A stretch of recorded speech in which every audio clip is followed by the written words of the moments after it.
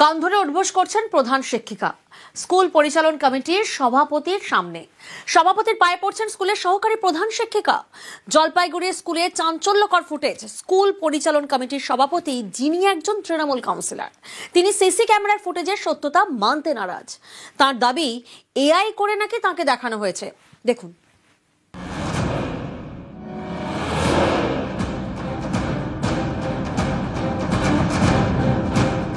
স্কুলে কান ধরে উঠবোস করছেন প্রধান শিক্ষিকা। সামনে বসে স্কুল পরিচালন কমিটির সভাপতি, যিনি ওই এলাকার তৃণমূল কাউন্সিলর। স্কুল পরিচালন কমিটির সভাপতির পা ধরছেন স্কুলের সহকারী প্রধান শিক্ষিকা। এই সিসি ক্যামেরার ফুটেজ জলপাইগুড়ির ৮ নম্বর ওয়ার্ডের সুনীতিবালা সদর বালিকা বিদ্যালয়, সরকারি স্কুলের প্রধান শিক্ষিকার অফিস ঘরের। প্রধান শিক্ষিকার কান ধরে উঠবোস আর সহকারী প্রধান শিক্ষিকার পায়ে পড়া। পায়ে পড়লেন স্কুল পরিচালন কমিটির সভাপতি সৈকত চট্টোপাধ্যায়। কিন্তু কেন?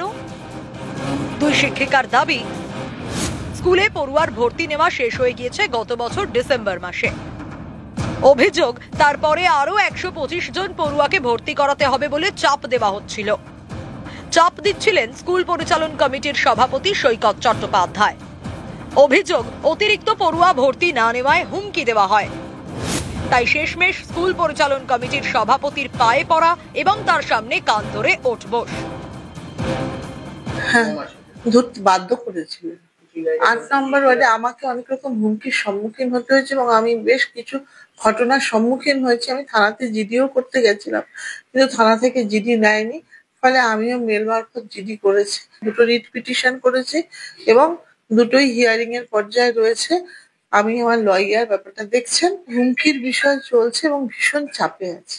সহপ্রধান শিক্ষিকা এবং প্রধান শিক্ষিকা আবদারগুলো মেনে নেননি বলেই উনি ভীষণ ভাবে আমাদের দুজনকেই খুব হ্যাকেল করার চেষ্টা করেছেন। আমার বাড়িতে সিসিটিভি লাগাতে হয়েছে। সিঙ্গেল আর্নার, আমি মেয়ে নিয়ে থাকি। রাস্তায় ওনার ওপর আক্রমণের চেষ্টা হয়েছে। স্কুলে বিভিন্ন সময় টিচারদের অ্যাজিটেটেড করে দেওয়া হয়েছে। সুনীতিবালা সদর বালিকা বিদ্যালয়ের পরিচালন সমিতির সভাপতি সৈকত চট্টোপাধ্যায় জলপাইগুড়ির ৮ নম্বর ওয়ার্ডের তৃণমূলের কাউন্সিলর, সম্প্রতি পুরসভার চেয়ারম্যানের দায়িত্ব পেয়েছেন। তার বিরুদ্ধে স্কুলে অতিরিক্ত পড়ুয়া ভর্তির জন্য চাপ দেওয়ার অভিযোগ। অ্যাসিস্ট্যান্ট হেডমিস্ট্রেস অরুণিমা মৈত্রকে দুর্নীতির মাধ্যমে নিয়োগ করেছিলেন এবং তারপর সেটাকে এবং মিড ডে মিলে বিরাট টাকা তছনছ করেছেন।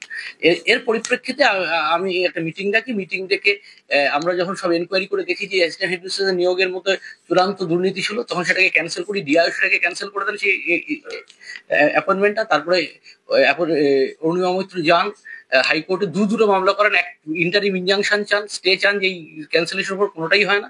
আজকে এআই দিয়ে ভিডিও করে দেখুন আমার মুখটাকে ব্লার করে দিচ্ছে। বৃহত্তর ষড়যন্ত্র করতে গেলে তো মেধা লাগে। জলপাইগুড়ি থেকে পিনাকি শীলের সঙ্গে শান্তনু কর, নিউজ 18 বাংলা।